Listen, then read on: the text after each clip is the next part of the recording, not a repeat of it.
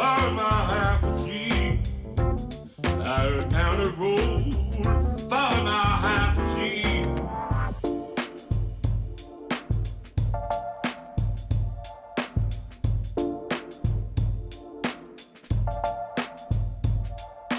Out down the road for my half a seat.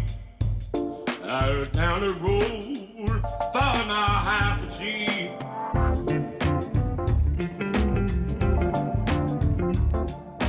Hey, boom, boom, boom. Boom, boom, boom, boom.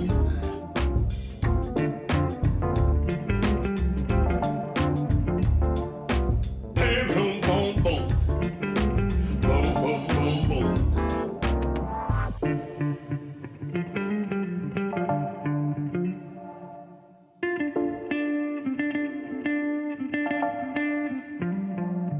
Out down the road for my half a seat. Out down the road for my half a seat.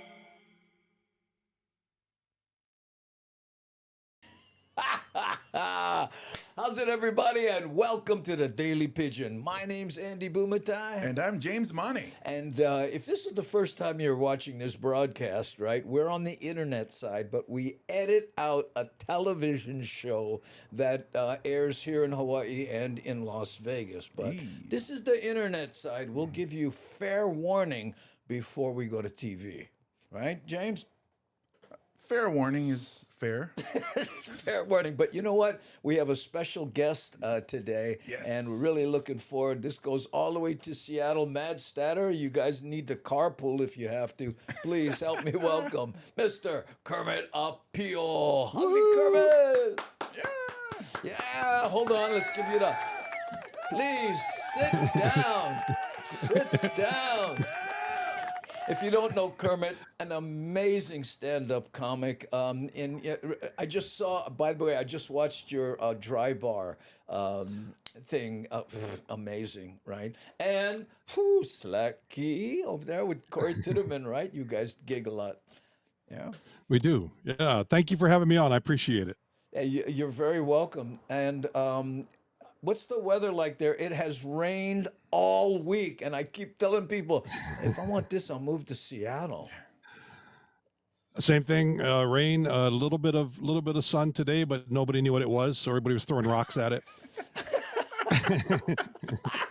Hey, Devin says, hey, look, Devin says, Kermit, I know you from Dry Bar too. But Thank it's, you, Devin. Kermit, Thanks for watching. Kermet, right? It is. My parents spelled it differently than everybody else because my mom didn't like she didn't like Kermit. She said that sounded, she didn't like the sound that Kermit, so she made it Kermit. Ah, the vowels matter. Really? Long vowels matter. Yeah. Yep. Any kahako or okinas in your name? Or? Apio. Yeah. Yeah, and they got it from Ka-Pio Lani. Right. Yeah, any gigs coming up that we can talk about? Because on the TV side, we can't say, hey, this Monday, because, you know, who knows when it's going to air, right?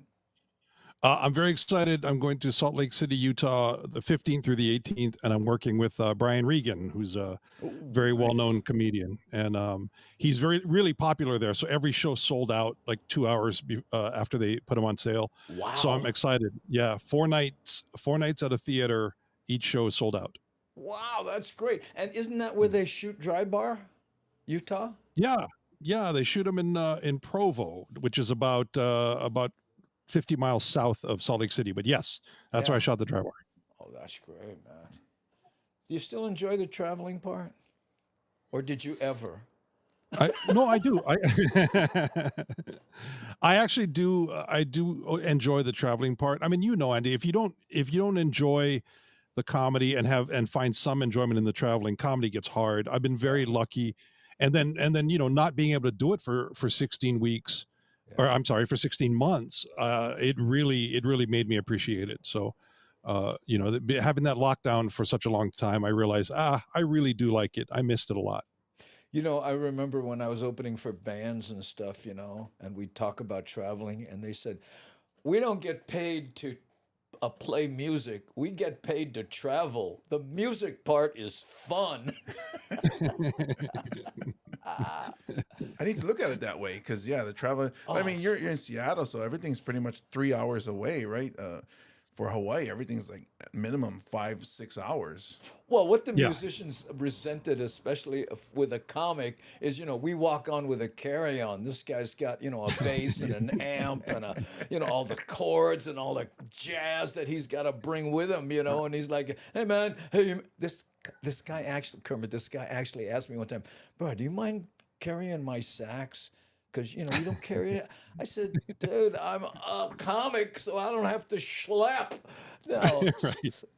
So the answer is no. Okay, let's do the first segment. What do you say? Cool. Okay, Kermit, what we do is we do the first segment, and again, it's 8 minutes long, and then we come back, we'll do more internet like this, and then we'll do the second segment, and then, so you're on deck for the second segment, but again, confusing as it is, you'll be there in between the segments, okay? Yeah. Okay, so let's see. I have that. Just one. I have my timer. The title sequence. Yeah, I have the title sequence queued up, and oh hey, Alan, aloha. We have Kermit Appeal as our guest. That's who's on screen right there. I know, and Devin saying hi to Hawaiian 50. Oh, I wish I would have thought of that name. Kind of cool. I remember, you know, Ryan Ozawa, who doesn't want to be on the show because he doesn't speak Pidgin enough. When Twitter first started, he picked the name @Hawaii. Yep. And you know, because everybody went, Twitter, what's that? And now, yeah, I know. Ooh, the checklist, check. Yes, thank you. Hey, Nani, she's our moderator and associate producer. Let me know what Kermit's level is like when we come back, okay, with Kermit. But let's do that first segment first. Okay. Great TV. Okay, let me go to Mo'ocam. So I go to this shot, Kermit, so that I can find it in the edit. Okay, yes, and there you are up there, right? Okay, now I'm gonna go here. First one's always a little tough. I don't know why. And I'm gonna start this and. Oh, wait a minute. No, that's wrong. That's not sequence. what we're doing. Yeah, I gotta do the title sequence. Stop. Ah. Well, we only did this like 15 times, so. Yeah, I know. You think I'd know by now. Okay. So here, I'm going to start it. Title sequence.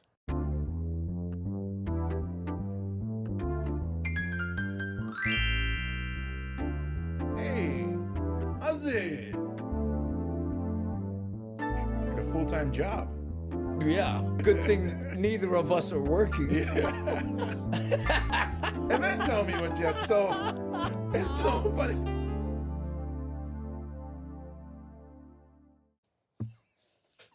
How's it, everybody? And welcome to the Daily Pigeon. My name's Andy Bumatai. And I'm James Amani. And if you're joining us on the television show for the first time, yes, we edit this out of a podcast that we do live on the internet, simul-blasting into about 8 platforms. That's why it says podcast up there, okay? So, but the TV show part, you know, we always have to explain that, you know, because if you ever see, like, all of a sudden, you know, somebody's name pop up on the screen like this. Oh, wait, hold on. Let me get our names out of the way. If you see someone's name pop up on the screen like this, that's because I'm bringing them in from the live chat that we do, right?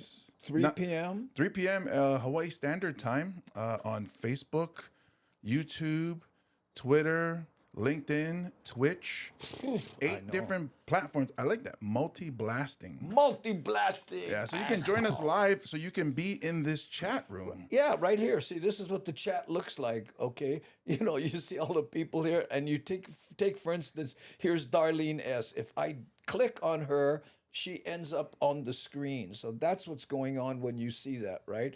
And here, look, here's Buddy Freaky going, "Hey, aloha, I'm back from Maui." Buddy Freaky was just on Maui, and he's saying, counting down the days till I go back to that amazing place. Yeah, mahalo, buddy. I'm glad you had good fun, because he was counting down the time. And 2 more weeks to Maui, you know, and he started months ago, so. And now it starts all over again. Now it starts. Start that countdown timer again. Okay. 300 something now. Hey, I have a news item. What we do is we clip news items and editorialize them. But this one's kind of interesting, James, because what it's about is hikers who get lost and need to be rescued. The legislature wants to charge them the money that it cost for the rescue services. Ooh. I know. So let's take a look at that.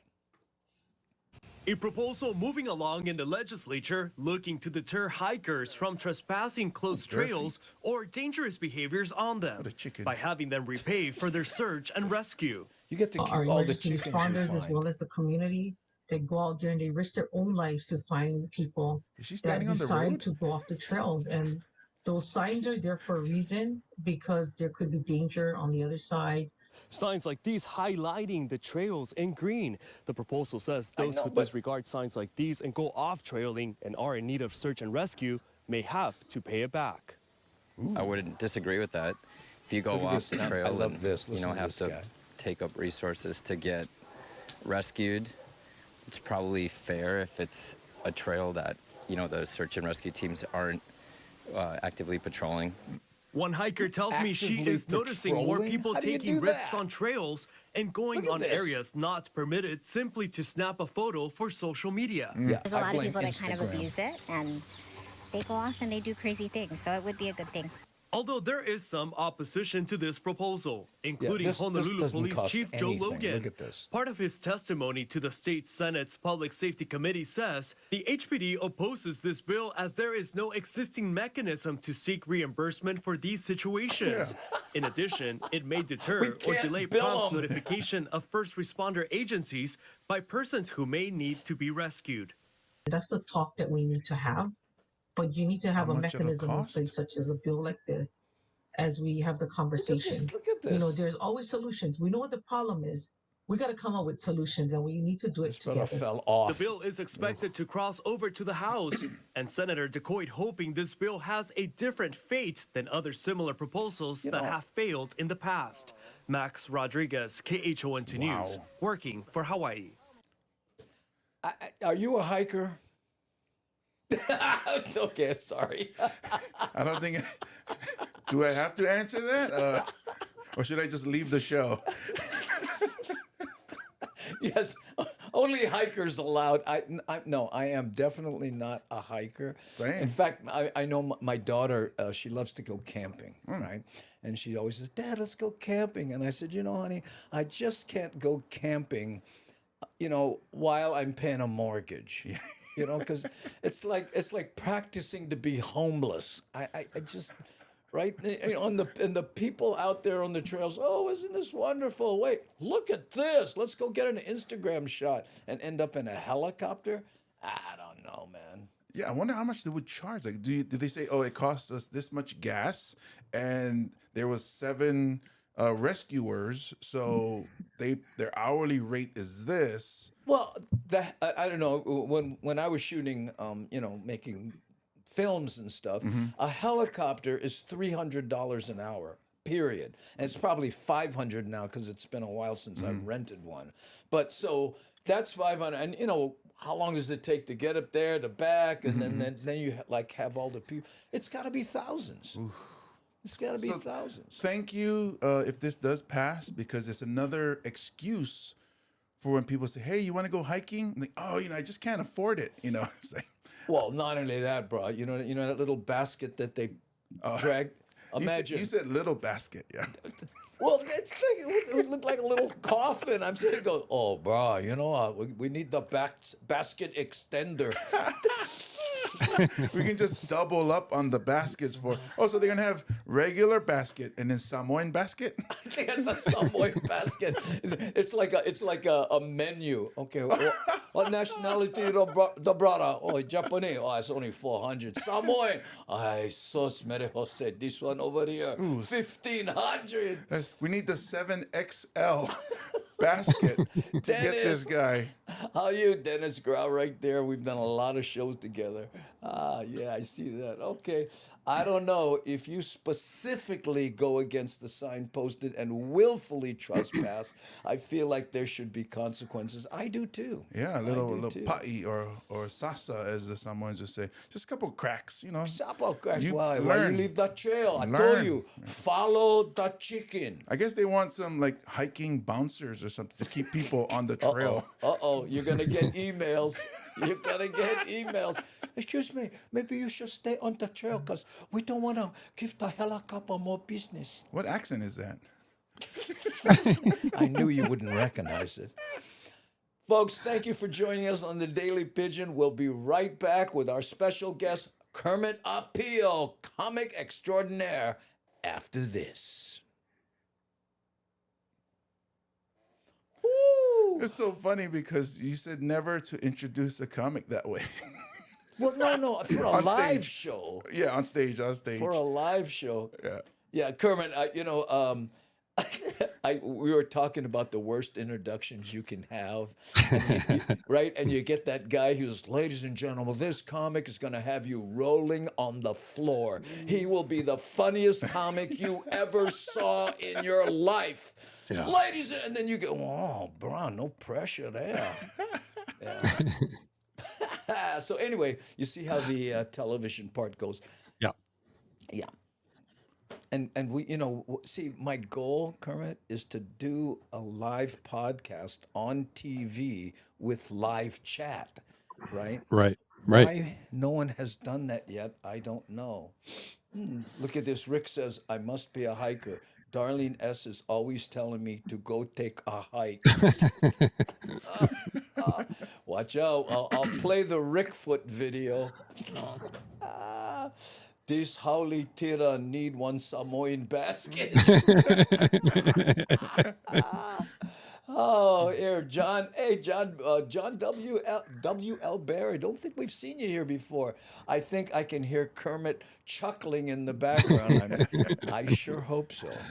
I was, because I was also trying to think of what my basket would be. I don't know what, you know what I mean? It wouldn't be the first one. It wouldn't be the small one. It would be one Lauhala basket. It'd be long, it's just not as wide. Right. Not as wide. Yeah. Mine would be still enforced.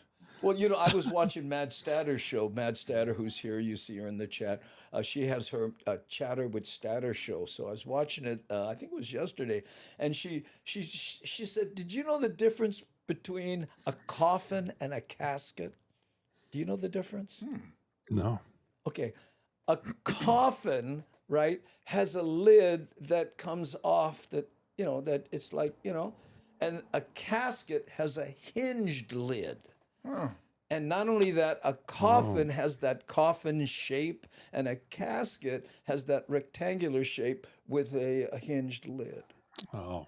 So the coffin's like the wood crates. I think I don't know. I When you see in the old Western movies.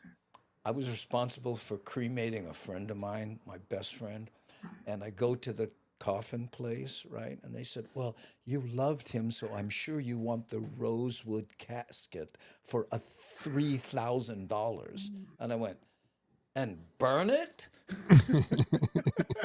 I know my friend. He'd come back from the dead and kick my butt if I did that. Put him in a cardboard box. Give the money to his mom. Gone. Funny. IKEA casket. Exactly. Or Amazon basics casket. I figured out the other day why I like Amazon and eBay and all that so much. Because you get to create your own Christmas. 5 more days and it'll be here. All excited like a little kid, Okay, let's do Kermit's first segment here. I'm going to Yep. do that. I'm going to segment 2. Yep. This is Kermit. Okay. Oh, thank you. Look, Rick S. Ha, ha, ha. This is an example of the fascinating topics we cover on Chatter with Statter. Well, believe me, comics is going to steal that line because we know a little bit about dying. Yeah. When we cremated my mom, we went to the cardboard box route. I did it. I'm not joking. Cardboard box. Right. In fact, I have him in a coffee can, what's left of his ashes, because he loved coffee. So instead of an urn, I put him in a coffee. I like one of those old style coffee things. And we're paddling the canoe out, to scatter his ashes in the ocean. And one of the paddlers, he turned to me and he goes, "So, Adra, your friend, he like coffee?" Oh, yeah. Oh, okay. All right, here we go. We're going to Mo'ocam, boom, so I can find it in the edit. And then I go here, get prepared for that, and then start this. And we are back. Thank you for rejoining the Daily Pigeon. My name's Andy Bumatai. And I'm James Money. And we have a special guest. Yes, we do. A comic who many have seen on Dry Bar Comedy. He's coming to us from Seattle area? Seattle, Washington. Seattle, Washington, where he tours the country, packing houses all over the country. Please help me welcome Mr. Kermit Appeal. Hi, thank you for having me on. And I know you've been waiting to ask the question. No, I'm not a hiker. It's very obvious. Although I will say this, I do hike depending on where I find parking. Sometimes it can be called a hike. Yes. Yeah. Especially because you go to youth sports games. Yes. And that's a hike. That's a hike. Yeah. Or the Blue Note if you don't want to pay the $20 for parking. Unless you know the valet guys and they go, "Hey, Big James." Yeah. Keep it in front, boys. Hey, Kermit, tell the story about why your name is spelled the way it is, Kermit. Well, first of all, I want to say I wasn't named after the frog. I don't want to because it looks bad to my parents. Sesame Street went national when I was 2, and so my dad was watching football the morning my mom went into labor, and there was a linebacker for the Miami Dolphins named Kermit Johnson, who had a really good game that day. Wow. So lucky me is my point. But I will say this, I'm glad he wasn't watching the Chicago Bears because they had Dick Butkus. This would be an entirely different interview if it was. Oh, it'd be an interview about psychology. And you're probably glad your dad wasn't a fan of ping pong. You'll be Chow Lin. So when they decided to go with Kermit because it was this unique name that nobody had, and so but my mom spelled it differently because she didn't like Kermit because she didn't like it sound like Kermit, right? So she changed it to Kermit, but it doesn't matter because everybody pronounces it the way everybody else spells it. But it was her thing to get a more E sound in it. And how many people have said, and how helpful was the name Kermit with a Hawaiian last name in becoming a comedian? We should book that guy whose name we can't pronounce or remember. I was expecting, we went with Kermit because we didn't want him stumbling over a peel. Apio, epau. Oh my goodness. I will say this though, it is a different name, but I will say that whenever social media or some kind of thing comes up where you have to register for a name, Kermit Appeal is always available all the time. That's so true because James Maine, I'm like 2000 James Maine, I think. Oh, James Maine. Well, but You know, as Andy Boomerang, right? When I was growing up, I couldn't. I said, where are you getting the G in this? Andy Boomerang? You know, like, oh my goodness. It's funny though, because Kermit, the way yours is spelled and pronounced, is the Pidgin way of saying Kermit. Hey, what's that frog's name again? Which one? Kermit. Kermit. Yeah, Kermit. That's the one. But he predates the frog. Yeah, that's true. That's the thing. The frog is named after him. Ooh. I like Royalties that. should be coming your way. No, I'm sure they were watching one of your shows when they were, you know, coming up with that whole sesame concept and went, you know what? I gotta tell you. Yeah, and they saw you on Dry Bar and said, it's not easy being clean. Ooh, you need salon pass for that one. Oh, yeah, I made it work. We do this thing where, you know, if you reach too hard for the joke, you got to put some lompas. Oh, that baga is so. Now, you know, that's another thing, Kermit. You know, one of the things that I think a lot of people appreciate is that you work clean. Mm-hmm. Do you always work clean?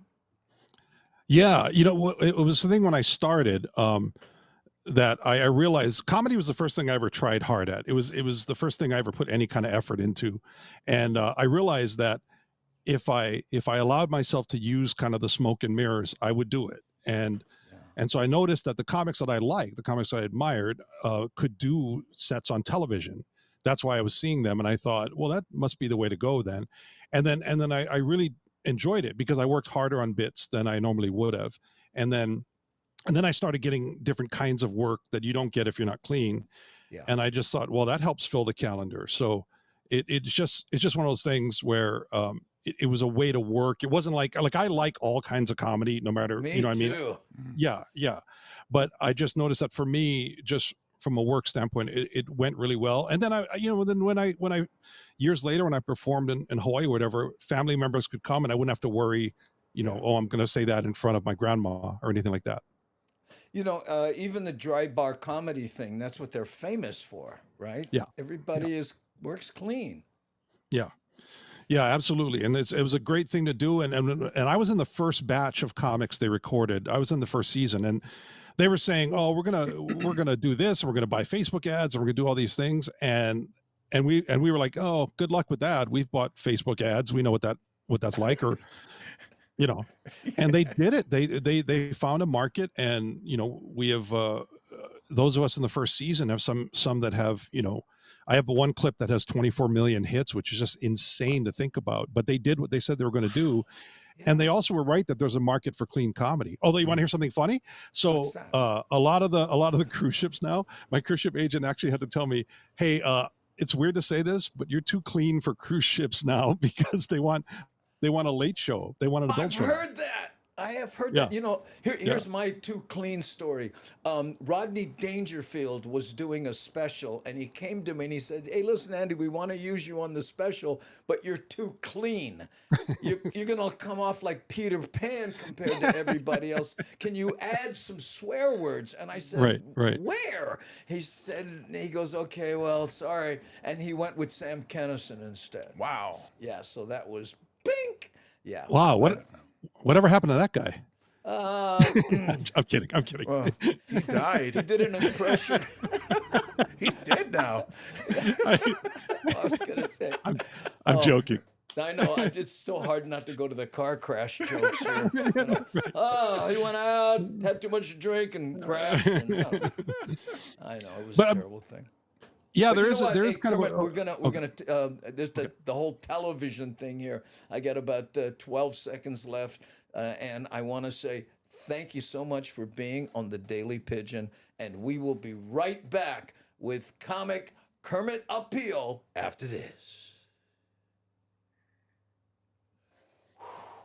That was a close one. Just made it. I think you did, because you always click the timer and then you start. So there's like 2-3 seconds. I know. And I'm doing the editing, so then it's like, yeah.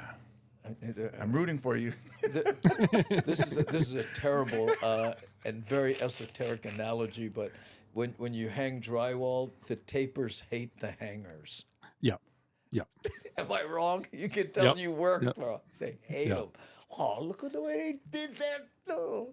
Okay, so I'm a taper and a on his way to Laughlin. Who's off the hook? Who's going to? Oh, he died. Oh. Yeah, he died in Nevada. Yeah. The name I couldn't think of was he died in the 550 Spider. James Dean. I was trying to say, oh yeah. Well, last I heard, he did a James Dean impression. You know, which would have Well, been that was the thing. I was trying to make a joke about like whatever happened to him, because by switching him into the show and like whatever happened to that guy. And as soon as I made the joke, I realized, oh wait, that story doesn't end well. I was trying to make a joke that he succeeded. He did really yeah, well. like he was very famous. Yeah. Yeah. And then I realized, oh, that's not a good ending. Yeah.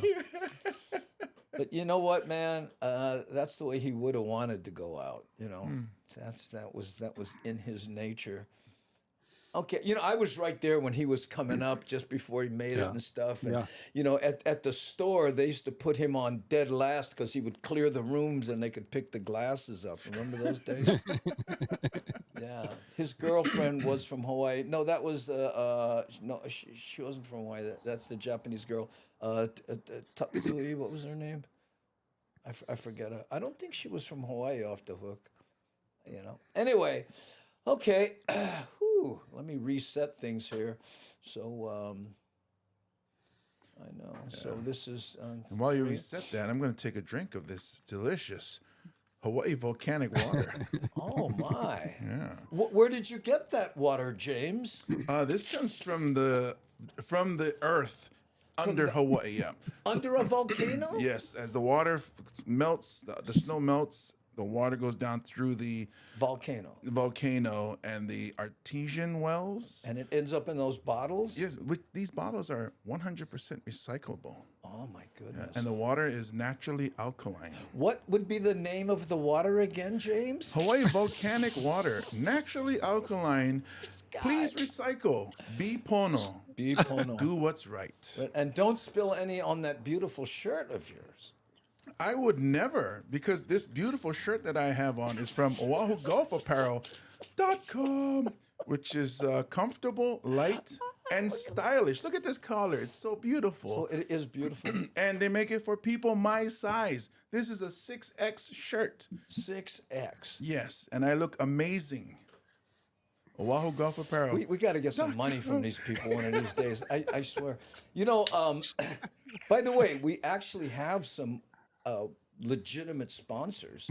TNT Tinting, they're trying to get me their commercial now, right? Doc Bailey Crane Service, again, I think that might be running starting today.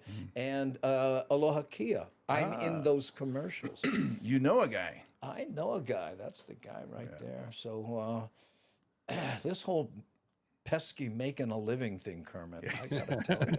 Right. Andy doesn't like to, Pimp out is the what's himself like that. So I'm that guy. Yeah, you're that. Give me guy. free food. I will talk about your product. But tell me this isn't a Samoan thing, Kermit.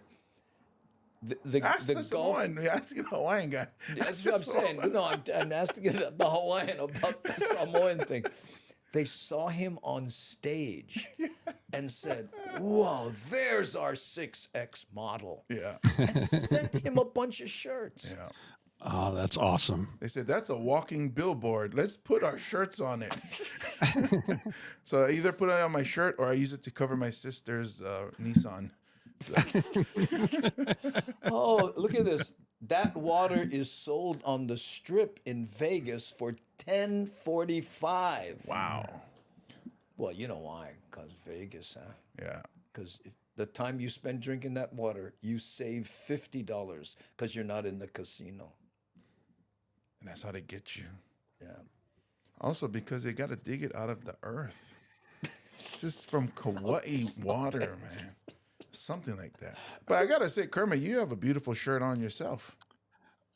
Oh, thank you very much. It's from the Mother's Gift Collection. Ah. And it is Kermit Green.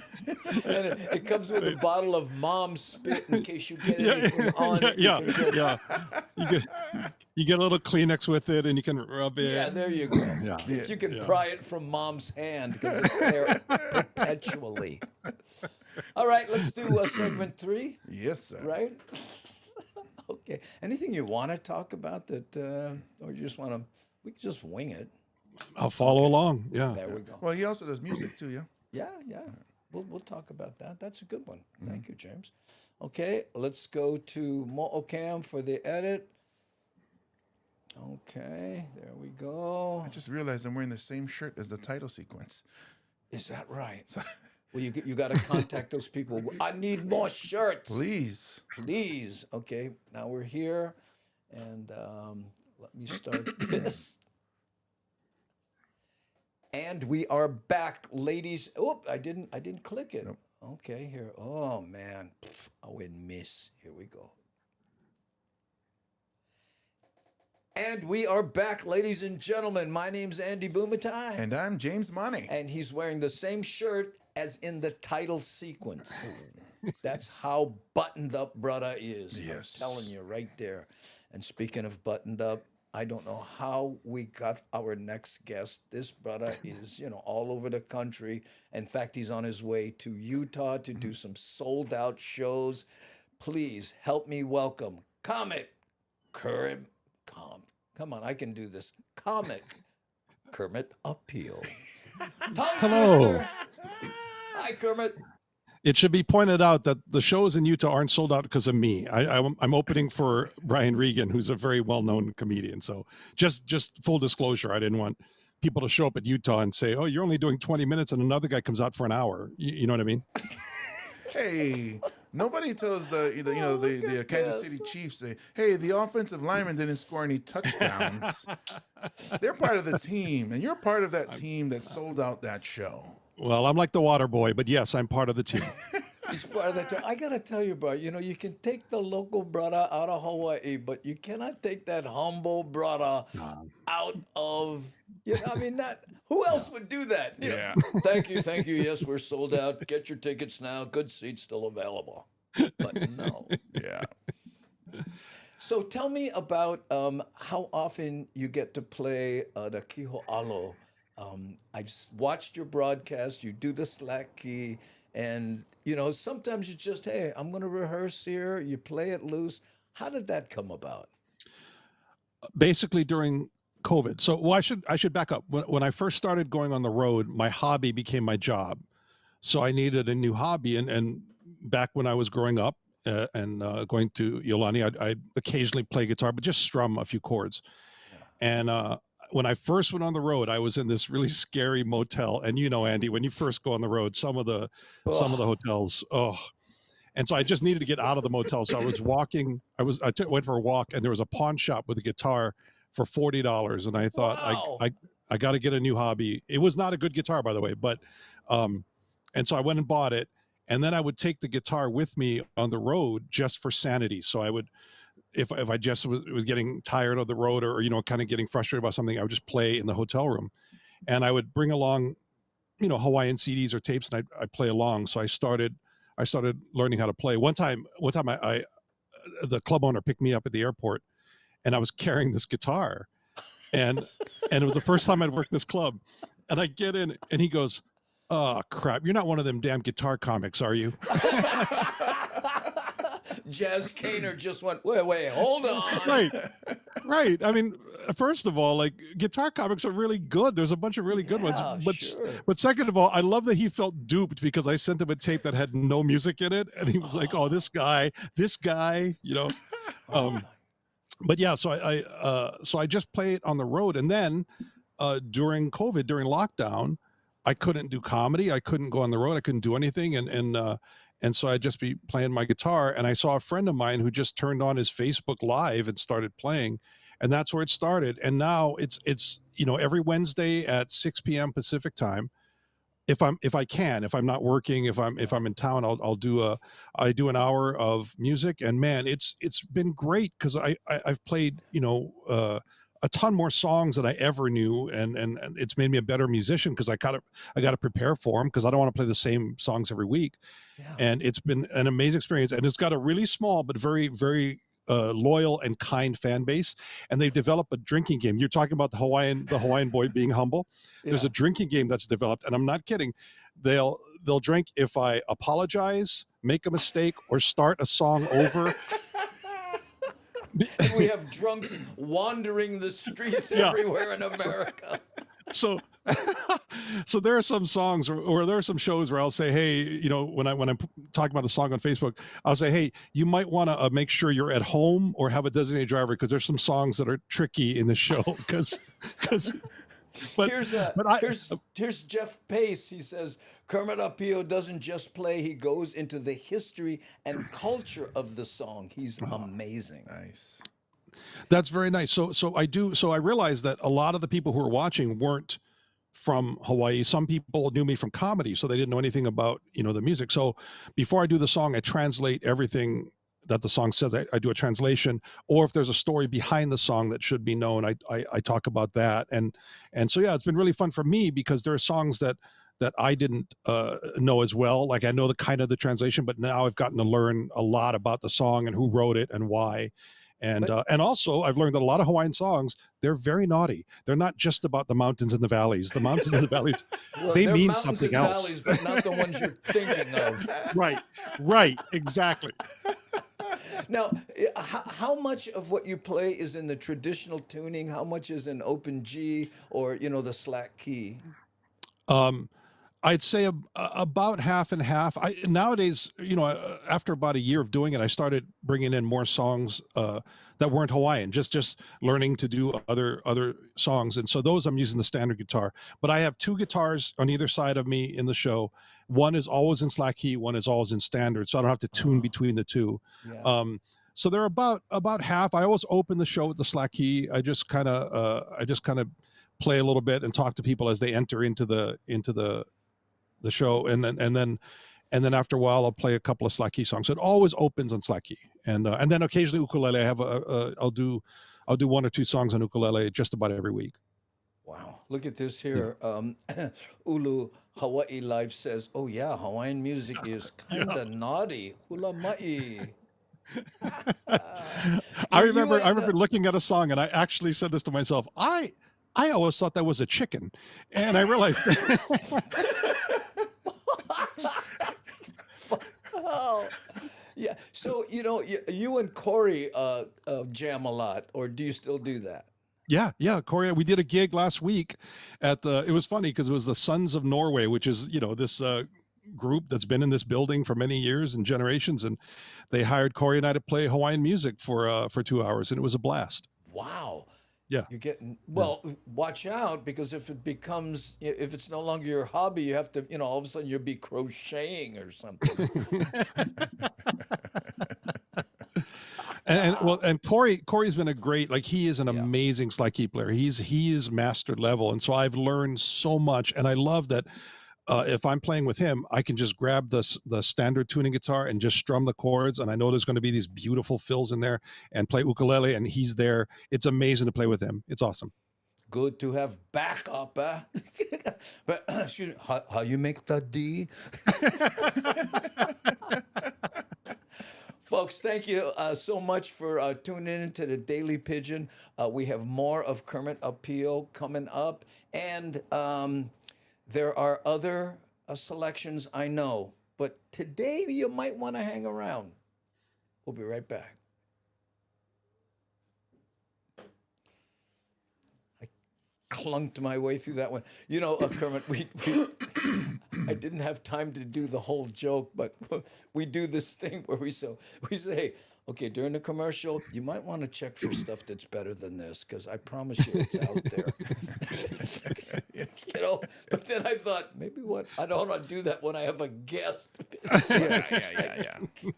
That's a Tuesday, Thursday thing. Yeah, because every other day we do it by ourselves and do those, a lot of those news break It things. seems like every comic has a spooky road story with the hotel, because the first time I was flown out to California, It was a walk-up 2-story hotel where the parking lot, you park by. That's always my thing. If you park by your door, that's a spooky hotel. If you can park by your door.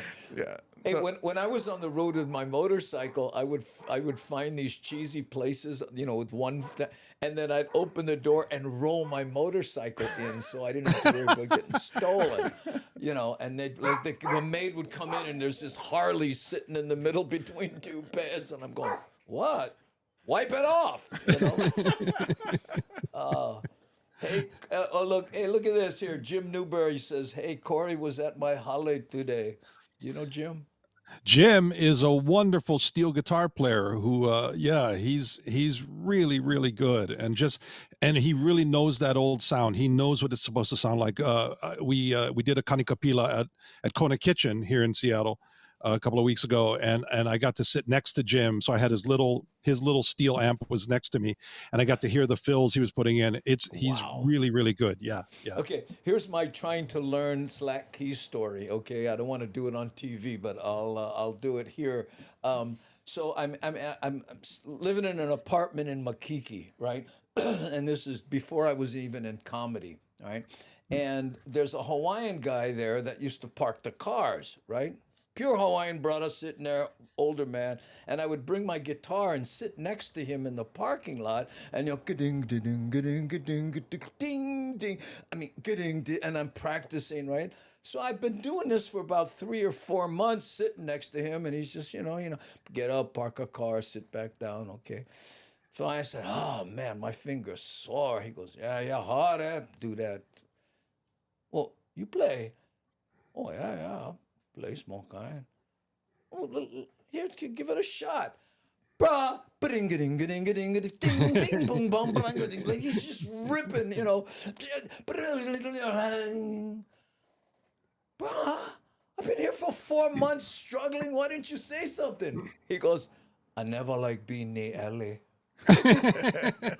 How old school is that? So when I started playing, I met some people in Portland, and they said, come down to this guy's house. We're having a slack key, bring your guitar and everything. Yeah. And at that point, I was just starting to play. I just learned tunings and really basic stuff on slack key. So there was this guy, and I don't remember his last name, but his name was Tom, and he was, this is 30 years ago, and he was old at the time, and he passed about 10 years later. But anyway, so everybody sits in a circle, and Tom starts a song, and everybody kind of joins in. And then he points to you, and you do a pa'ani, you do a solo, right? Yeah. And I was just so intimidated. But at one point, so he just plays through the song. And at one point, the song ends, and he points to one of the people in the circle.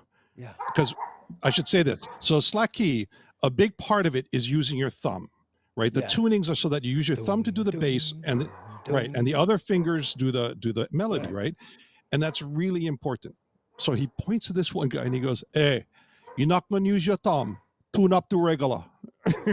Whoa, sorry. Well, you're not going to use your thumb.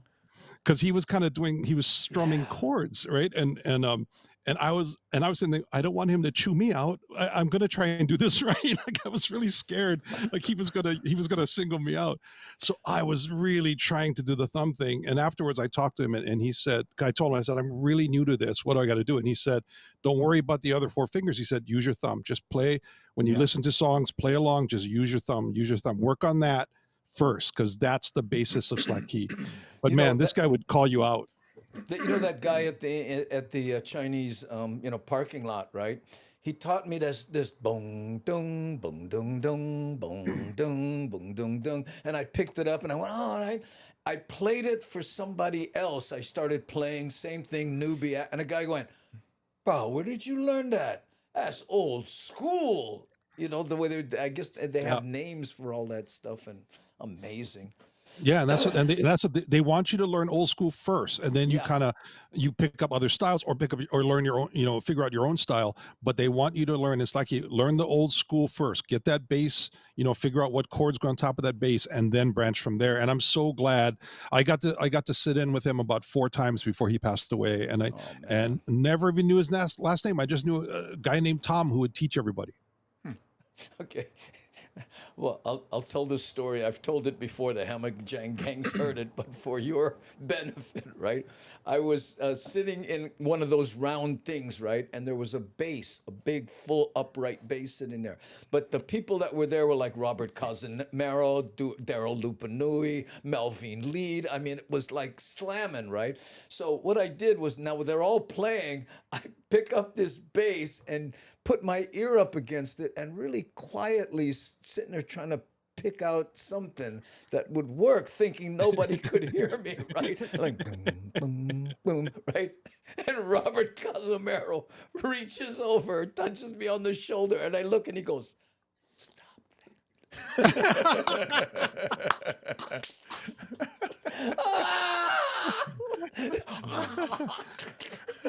oh, okay, let's do television. Okay. Oh, here. Okay.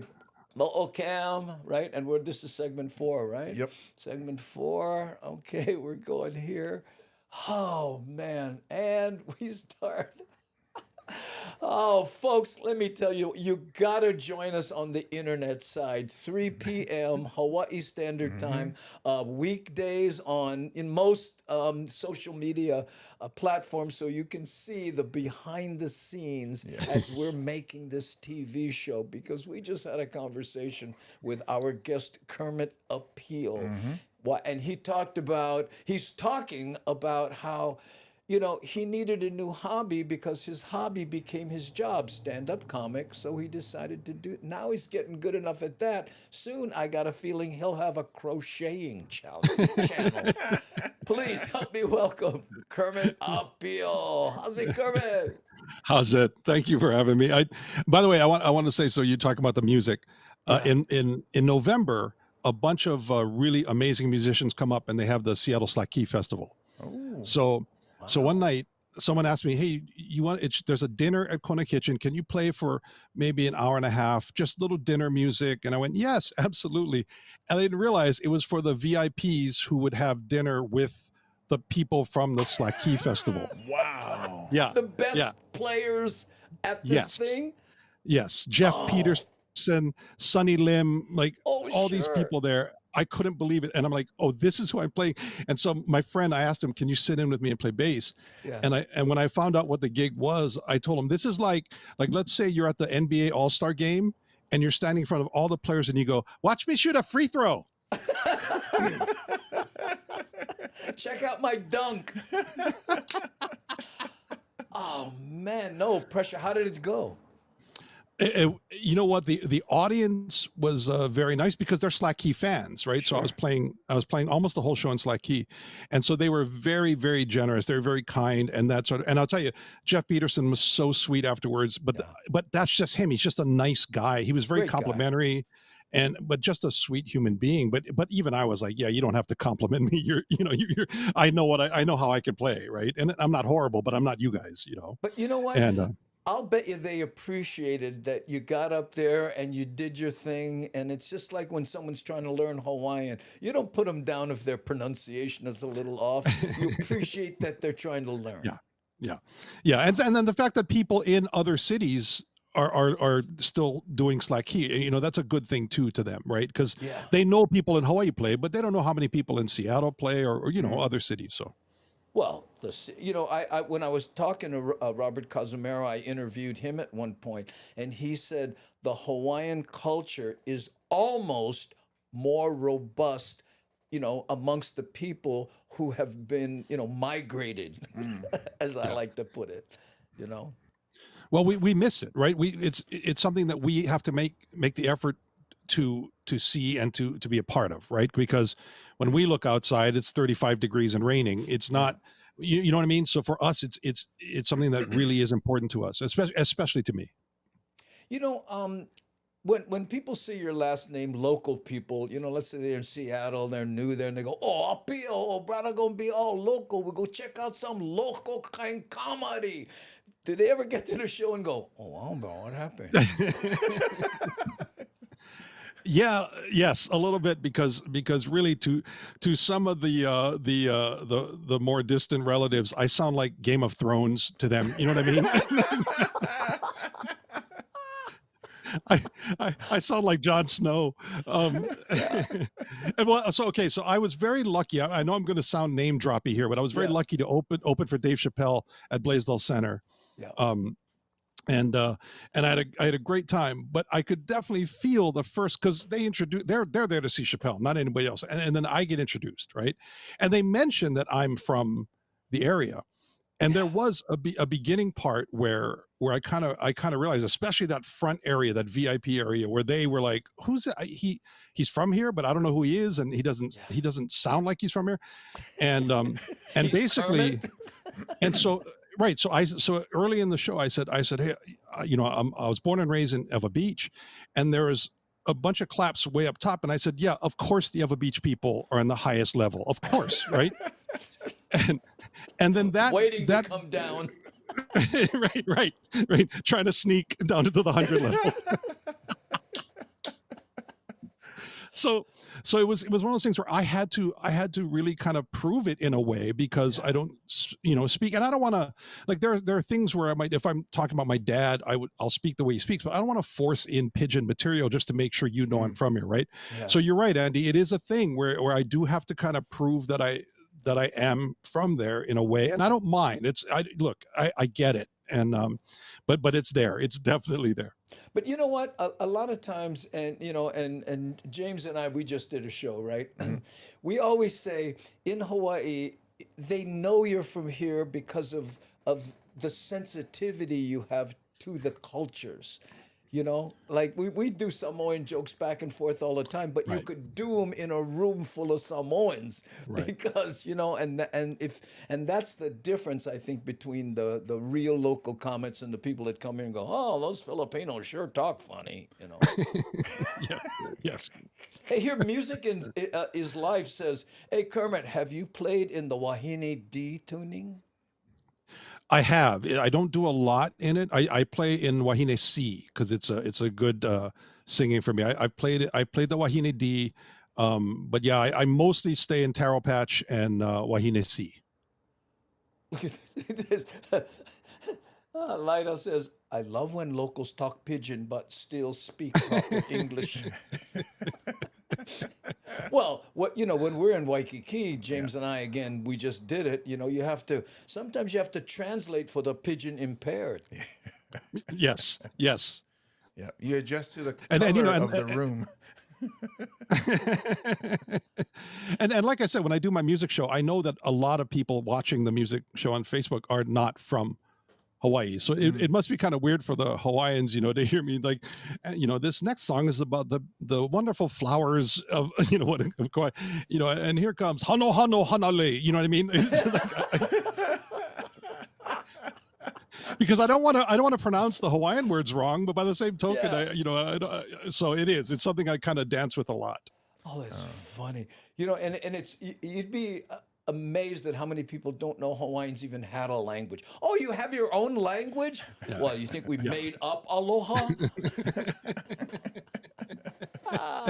Hey, when we come back, I want to talk to you about how the music thing has affected your stand-up and how often you get to write new material as opposed to coming up, with finger exercises in Wahine C tuning.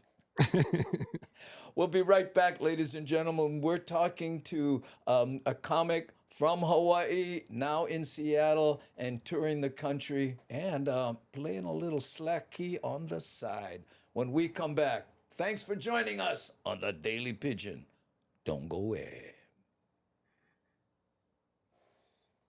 Oh, 3 seconds short. You gonna start all over? Yeah, we got to do the segment over, man. If you could just repeat everything you just said, Yeah, Kermit. right.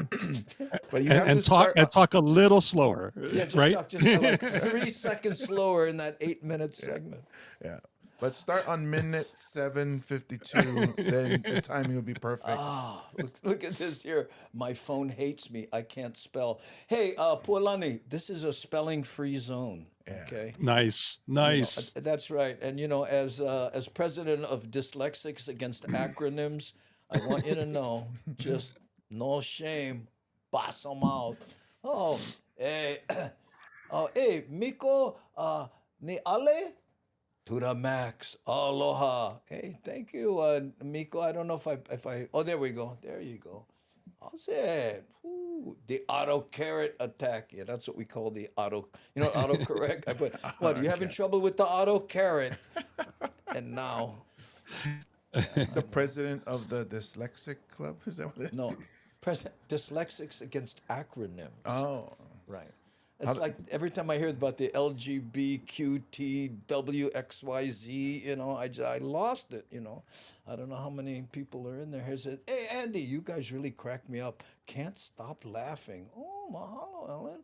You're saying the right words in front of 3 comics. Right, right. Kevin Frazier says, only if you have a Windows phone, then it Bill Gates you. My phone negates me. Steven is asking, is that a Weiland painting behind you? Oh yeah, Steven wants to know, is that a Weiland in the back in It- that core frame? It is a Weiland, but it's not an original, which would make sense if you'd seen my act. I mean, I can't. I'm just not. I'm funny enough to get a lithograph.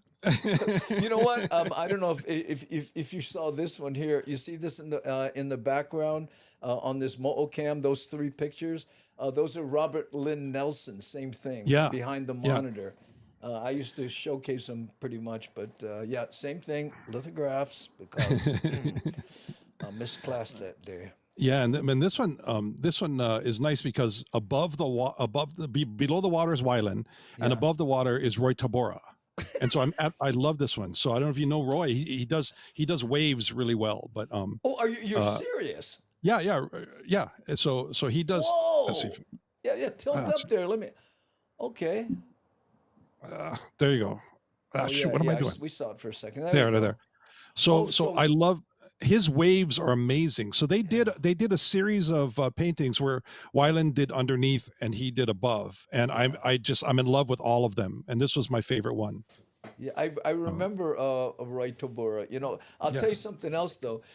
He's popular unless you're a surfer because then it's like, oh, too windy. Look how choppy that baga. Yes, I like yes. him more He clean always than that. Yeah, he always has wind coming off the waves. And it's just beautiful. But the way he captures it, it really looks. That's what it looks like when It you're out looks there and like the that, wind. It's choppy and yeah.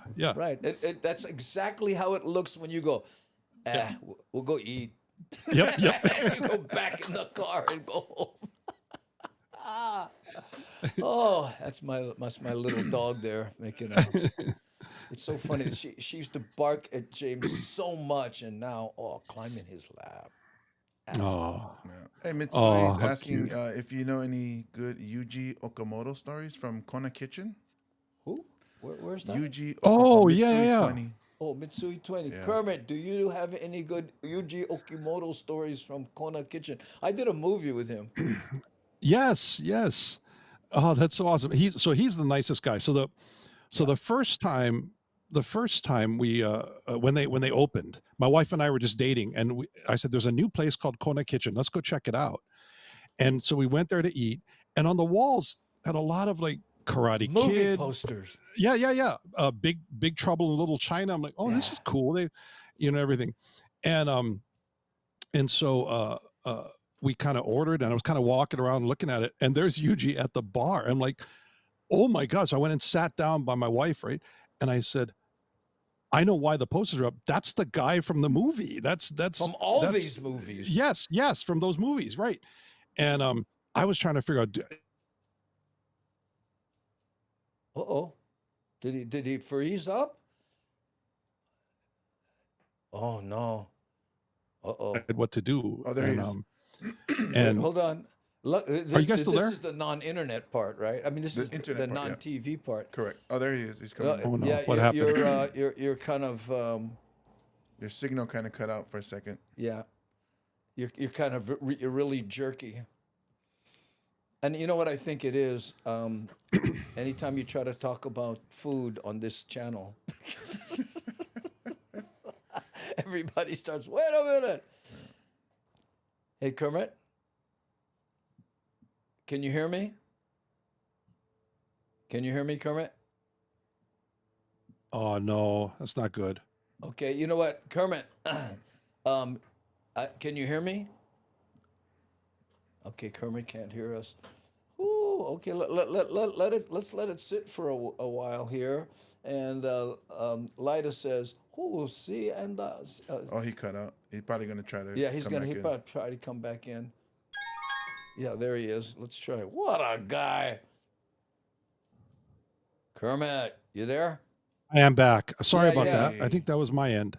No, you know what, man? I was trying to tell you, hey, I was about to tell you, go out and come back in, and Oh, okay. being the Okay. super geek So, that you are, you all right. So knew. you want me to continue that story? I don't know where we left off. Yeah, no. Your wife you're at UG's restaurant, and you're like, Right. this is the guy in all the posters. Right. So I'm trying to figure out, like, should I go bother him? I didn't know if he's a celebrity. I don't want to, bother anything. And then all of a sudden, while we're eating, I see him run outside the bar and run down the block. And I kind of look out the window, and I guess some guy had tried to walk out on his tab, and Yuji went and got him and put him in like a half Nelson and took him to the ground, and then and waited there for the cops. And Wow. so, yeah, yeah. So I got to see him actually be an action star, and I told my wife, yeah, I'm not going to bother him. I'm going to leave him alone. I don't think Yeah, we'll take care of his tab while we're at it. all that But research for Karate Kid 3 paid but off. but he turns out he's a really nice guy, Really and nice guy. and their daughter, their oldest, was born like a month before our daughter was born. So they've known each other, and yeah, and whenever we'd go there, the two would hang out. They wound up when they were teenagers, they wound up being in the same volleyball club together. They were teammates on a volleyball Oh. club. Yeah, yeah. So I've gotten to know them, and he's the nicest guy. Here's what Kavehilani says. If you're a regular on Kermit's Wednesday music hour, bottoms up. Oh, that's in reference to the drinking game, right? Bring a drink. Yeah. Oh, okay. Hey, welcome Raiders. Yeah, we have a Raider. Thomas the Turtle brought in a party of 5 rating us from the Twitch side. So that's it. Hey, Matt Smith says, it's not a show with Kermit without a technical difficulty. Also a reason to drink. All your people That are is- doing shots right now, Kermit. Yeah. Yeah. Yep. Yes, it's not doesn't happen a lot, but when the show gives out, they've decided that's another time to drink as well. So And that's a double shotter. Okay, I'm resetting the clock, and then this is the last segment, right? No, segment 5. Huh? Segment 5. Oh, we're at 5? Yep. Okay. Oh, good. We have another 8 minutes, and then a 6.5 after that. okay. And I think it's great, Kermit, because we've been out of material for about 15 minutes. Yeah. So kind of like on stage, isn't it? Yep. Hey, here's Michael, your writer friend, saying, "Hey, how's it, James, Kermit, and Kinako?" There we go. So when we come back, we just say, "How's everybody feeling? Anybody from out of town?" Yeah. Where are you guys from? Any couples here? How'd you guys meet? That's funny because a lot of people that are watching, they don't get it. They don't get it. Yeah. Yeah. Well, explain it, Kermit, when someone says, "Hey, where are you coming in from?" At least you want to do it on the TV part. It's yeah, I'll leave it up to you guys. Okay, what's that? You We're mean do gonna it come on back the on- TV? yeah. Dude, okay, Yeah. we'll do it on television. Okay, let me go here. Oh man. Okay, and we start this. And we're back, ladies and gentlemen. We've been talking to Kermit Appeal, and again, on the commercial break, he said something that had James and I cracking up. We're going to try to recreate it for you because we don't want the people watching on TV to miss out too much of the backstage action. So please help me welcome once again, Kermit Appeal. How's it, Kermit? Hello. So what we were talking about during the break was, being out of material, and you're on stage, your live performance, packed club, and you blank out. Where do most comics go? We go, hey, where are you guys from? That's the go-to. That is, it's just I'm from Barstow. right. Yeah, that's right. Oh, that explains the tractor outside. I mean, there's all the kind of things you do. That was fast. That was a good one. That's a good one. You talk about those those hell gigs, right? In those those little spooky hotels, right? I was in Barstow at like a Holiday Inn one time, and I go down to the restaurant to eat, right?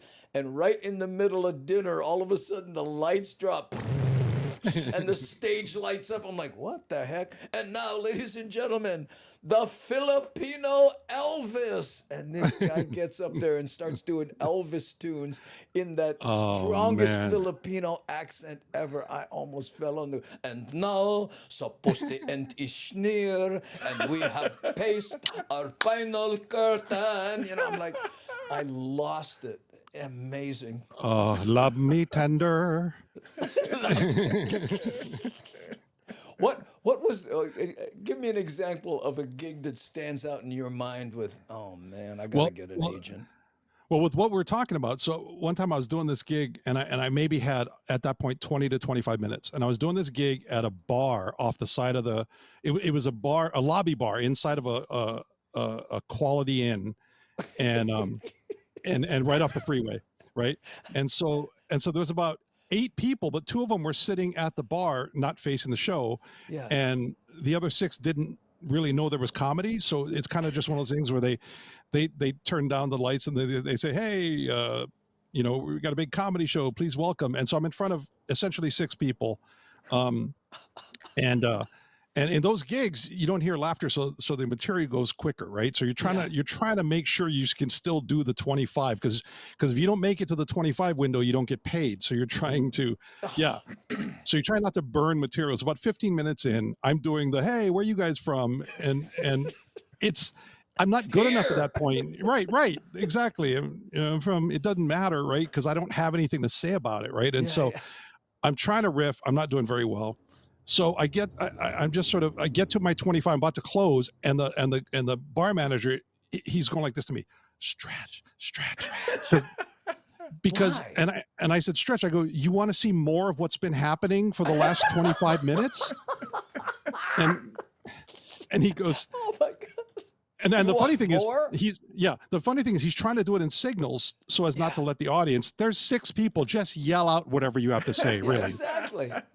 So he goes, the headliner's not here. And I went, Wow. What? So I started doing anything like you guys are talking about, where you're from, whatever. And then I started getting laughs because I started completely making fun of how uncomfortable I was. I said, like one thing I said, if you guys hate watching this thing, just imagine what I feel like having to do this, right? And so I got to it was like 35 minutes in, and I said, if he doesn't show up soon, I'm going to be doing tributes. I'm going to be saying, I think Jay Leno said it best when he said, And now I'd like to do. Oh, that's too funny, man. I wound up doing, the headliner thought the show was at 9, but it was at 8. So I wound up doing 50 minutes. He came in at 10 to 9. I did 50 minutes with 25 minutes of material that wasn't even going well. And at one point I started doing stuff that I didn't do that night. And I said, folks, I'm about to do material that I decided I shouldn't do for this show. That's how bad this material is. Like 6 people in a lobby bar. I thought, no, don't do those jokes. No, right? you don't want to burn that stuff. right. And I wound up doing those, but they were kind of laughing in a way that they sort of were enjoying the sort of, that I sort of was honest about what it was. And so the second half hour was actually a lot better, and it taught me a lot about living in the moment and everything. But yeah, that was a horrible situation that wound up actually teaching me something. I was in Las Vegas, right? And I was opening for Natalie Cole. Okay. And at this period, she was having some serious issues and often came in late, and I got this one, right? One time she's just like you. I'm like, 45 minutes past my comfort zone, right? So I do this thing where I say, Natalie will be doing some material that her father did. and it's to me the best part of her show. So if you don't mind, I'd like to do some material my father did. Unfortunately, he was a welder, right? So I drop down, turn the mic sideways, and go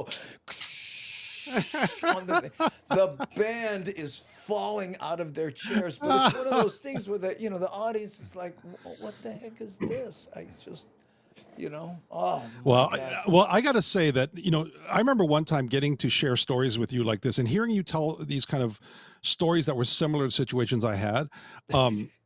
And I know it might get uncomfortable for you, but you're one of the reasons I do this. You're one of the reasons. I remember, I mean, because there were when I was a kid, there were comedians, but nobody was doing that. Just stand up, man. Just living out there with you and your words and your stories. And when I got your album, I listened to it all the time, and then your specials came out. So you're one of the reasons I do this. So when I hear you tell stories like this, it's the coolest thing to me, right? Oh, thank Because you, man. Oh, thank because you, it is, brother. and I remember when we did that, when one time I got to sit with you and we were telling little road stories, and I was just like, wow, Andy's been to that same horrible gig I did. That, like, it was I the best. paved the way for bad gigs. Yeah. Like I've been to Barstow, and I mean that's not something you brag about unless you hear Andy's been there too. Yeah, right. They've got a Holiday Inn and a gas station and a lot of cabbage patches. Yes. Oh man, Barstow. Yeah, I man. gotta tell you, it's and that's the one where people say, I always wanted to know, where do people from Hawaii go for their honeymoon? And that's my go-to answer. What are you kidding? Barstow. And you know what, Kermit? I got to tell you, we have one more segment, and it'll be a 6.5-minute segment as opposed to the 8 that we've been doing. And I got a feeling it's going to fly by.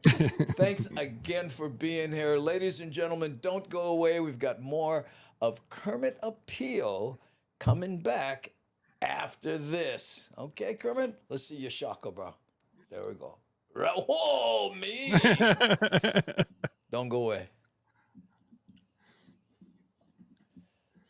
Whew, Mo'okam.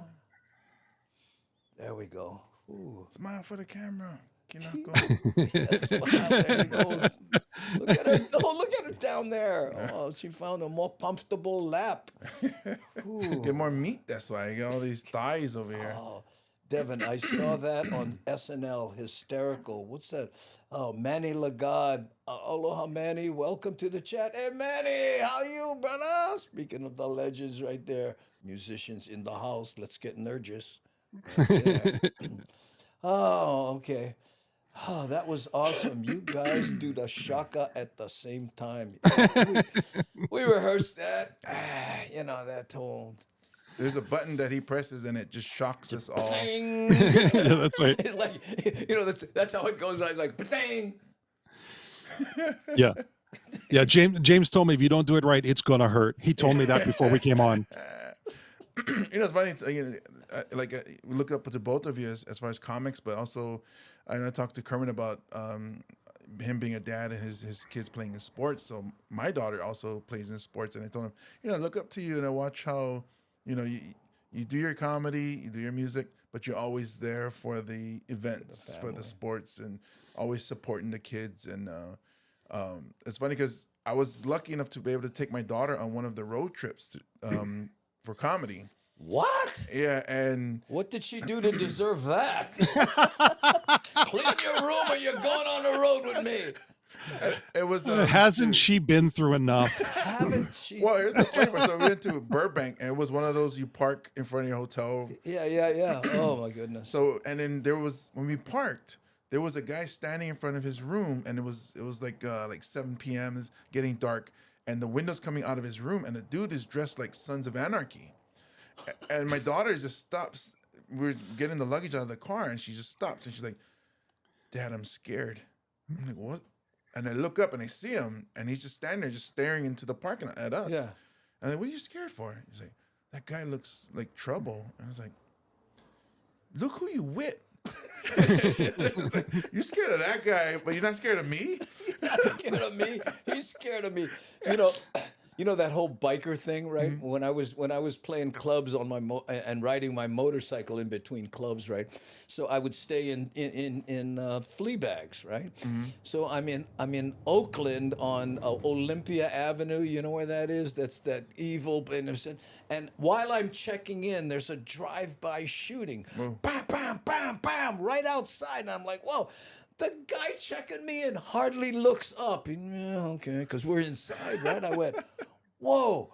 Well, how often does that happen? The guy says, it's like lightning. You know, once it happens, it doesn't happen for a while, so we're okay. Jeez. Wow.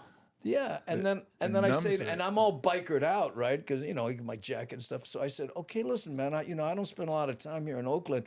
Who do I have to watch out for? He says, guys dressed like you. Oh, okay, man. Thank you so much. What fun. Okay.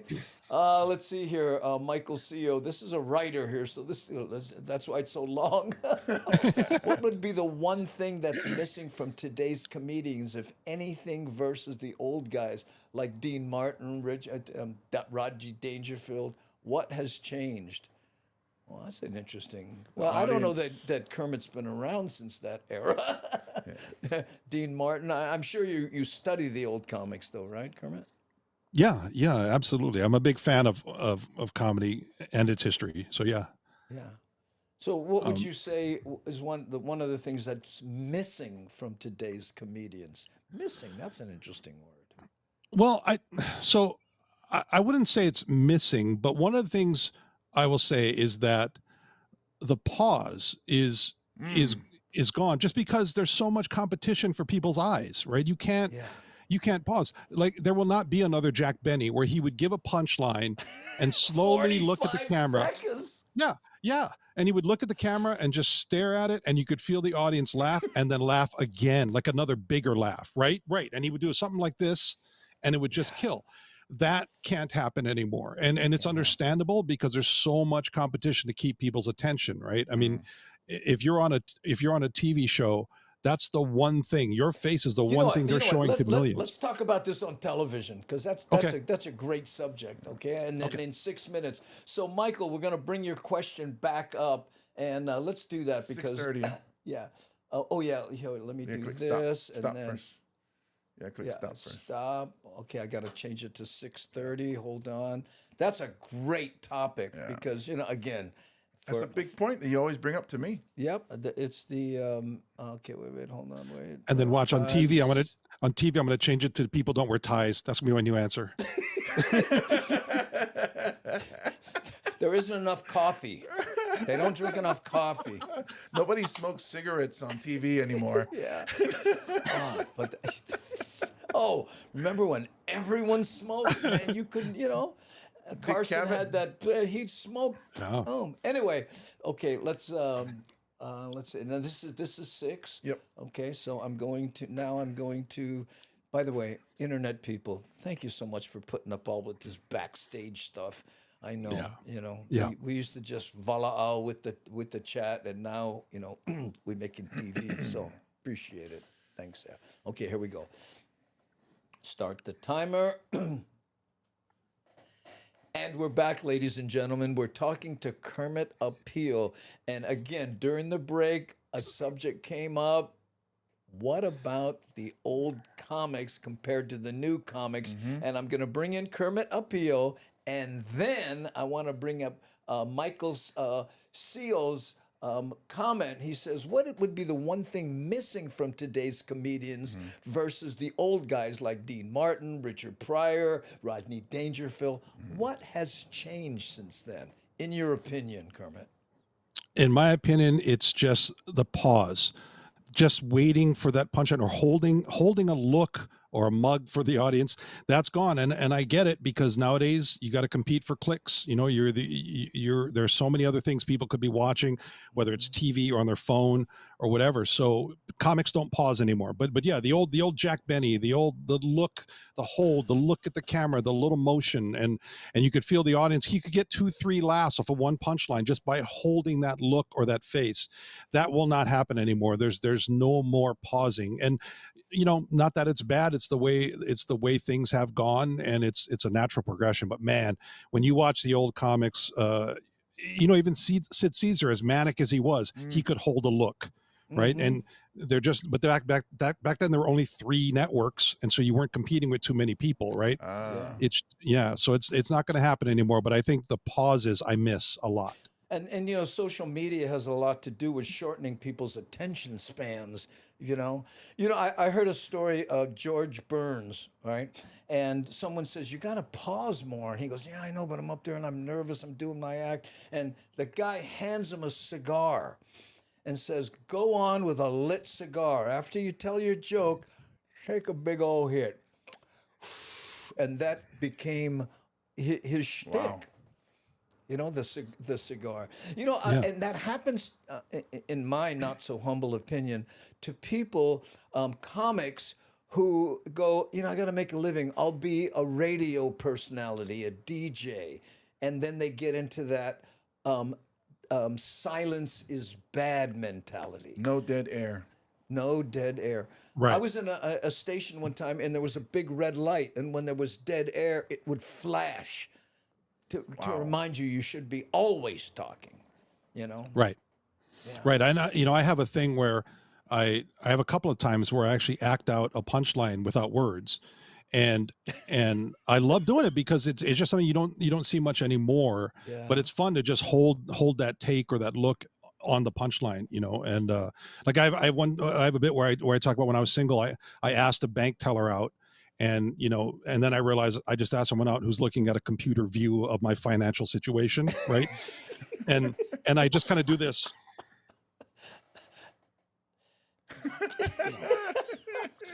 And, exactly. and in a good audience, I can hold that. I can do that for a good 30 seconds, in my mind, I'm seeing you, you're her, she looks down, registers the amount, looks back at you. Right. I mean, right. It's gold. Yeah. It's gold. And go ahead. I was just going to say that's my tribute to the older style of comedy, that those looks, those takes aren't done anymore. So I have a few of them in the show for that reason. We lost one of the masters of doing that here in Hawaii, Mel Kabang, right?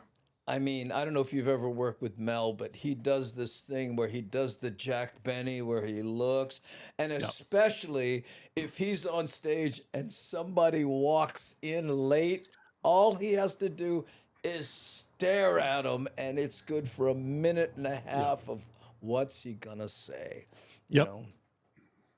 I think the OGs of comedy, they had more theater of the mind because they came from that vaudevillian thing, Yeah, and many of them were doing venues that weren't comedy clubs. So they didn't have as many rules like this is how things work here, right? They were crashing poetry events, they were crashing music open mics. And so there'd be people playing jazz and then can I just do comedy for about 4 minutes? And so they had to, like you said, they had to design it in their head. It all came through here.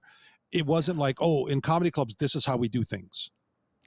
Do you think the social media is helping or hurting stand-up comedy?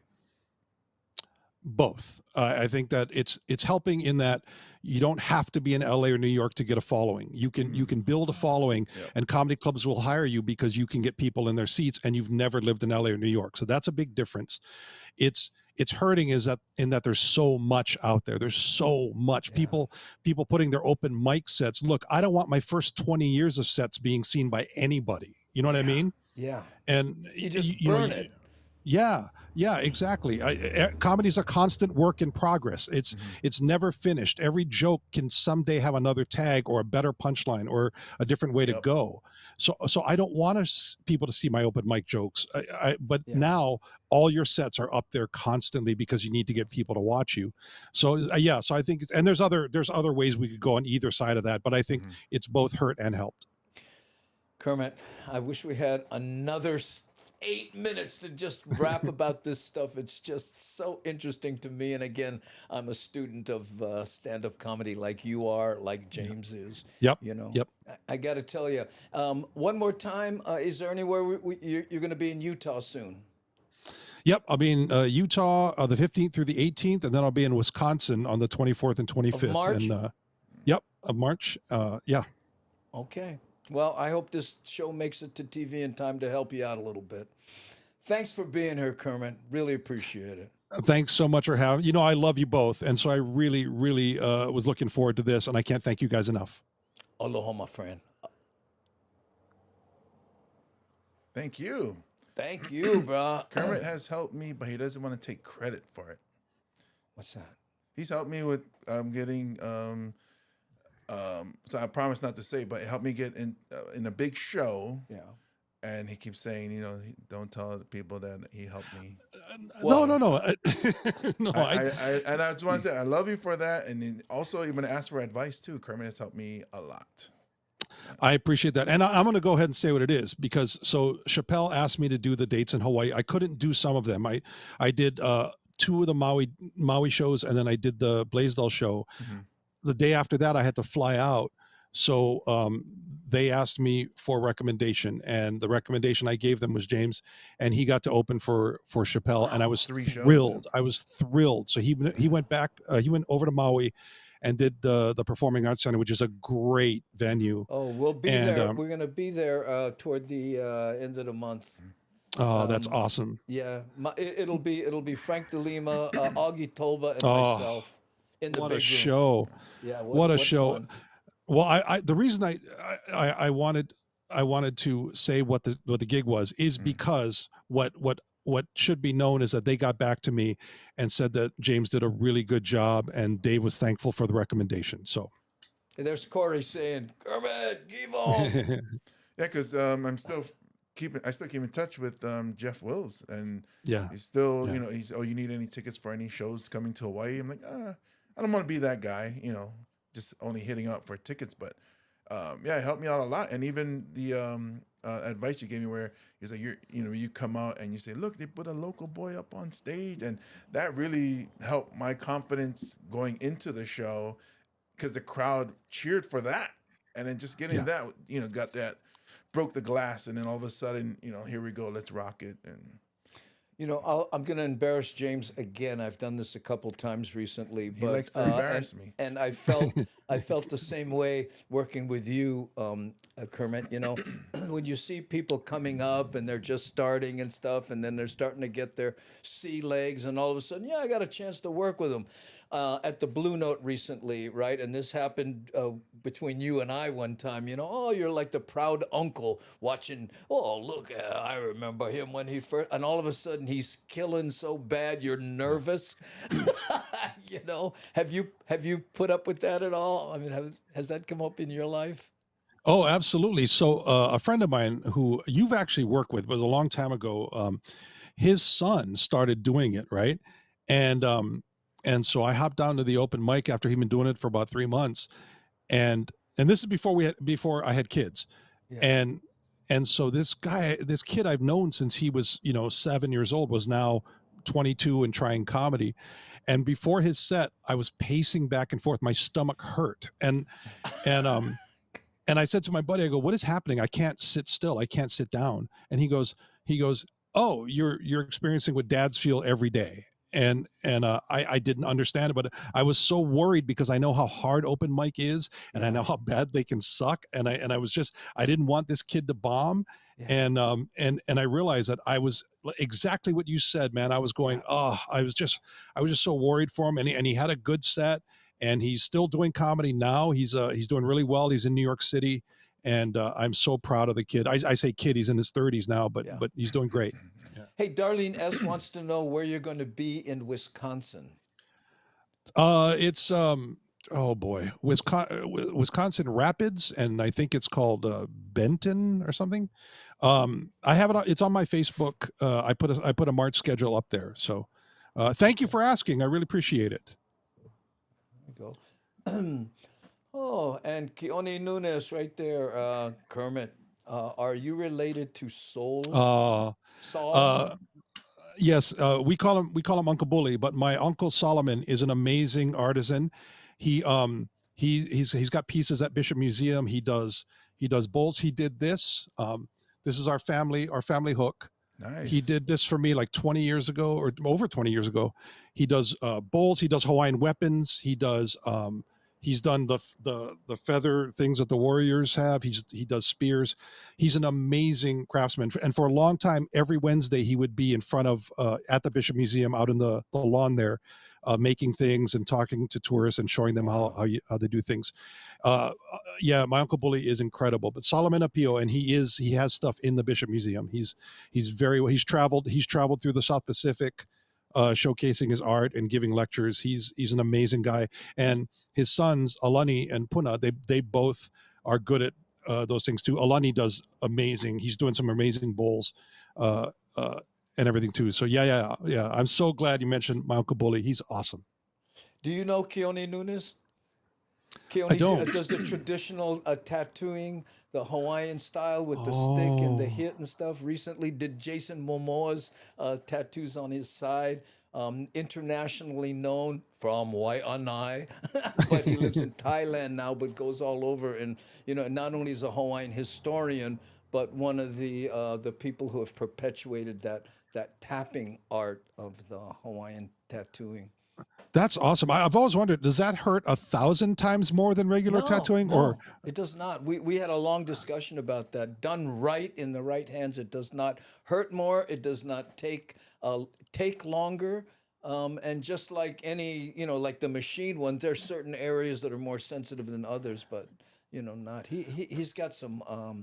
He has some amazing stuff. Wow. Well, the ones I get don't hurt much because you just lick them and then you hold them like this for a while. Yeah. Look at this. Kermit, please give him my aloha. I know he's a little, what is it? I know he's a little challenged right now. Yeah. I will. Thank you so much, Keone. Okay, there we go. Oh my God. I had to put my Chihuahua down today. For heart failure, missing him and watching you guys and keeping my mind occupied. And look who I see. Your Chihuahua who looks just like my Li'i. Oh. Sorry? Sad. Oh, that's okay, Lida. We just had to put the Puku down, which... is just never easy. In fact, when we left, this is the third dog that has come to the end of their life while we've lived in this house. And I remember my wife outside the veterinarian after we dropped him off to be put down. She just hugs me and says, "No more dogs." Oh, I cried. And this is the last one here. Kinako, the wonder dog. I had her named something else, but my wife, who's Japanese, says she's the same color as the Japanese kinako, the food. So that's how she got that name. Okay. Oh, look at this. Sorry, Lida. Yeah, I know. Mahalo. It's a sign. I said no more to. Cannot. I know. Yeah. All right, gang. Speaking of no more, I think it's time for us to pull the plug on this. What do we got? See, look, 4:36, right at an hour and a half. We've been doing pretty good on that one. Kermit, thanks so much for being here, bro. It's my pleasure. Absolutely. Anytime, man. Thank you for asking. And I'm thrilled to be here. And I had a great time. Had a lot of fun. And I tell you what, how about tomorrow? Let's finish some of the thoughts that we had.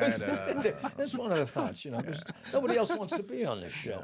But hey, thank you so much. And for all those who are watching and who subscribed and rated and, donated on any number of the platforms, mahalo. Thank you to the Patreon people. Thank you to our sponsors on TV that you won't see. That's, TNT Tinting, was it Doc Bailey Crane and Aloha Kia. You'll see those commercials if you watch it on TV. But mahalo for being here, Hamajang Gang, and asking such interesting questions. Okay, mahalo. We're going to pull the plug. Thank you, Aloha Kermit. no, gang.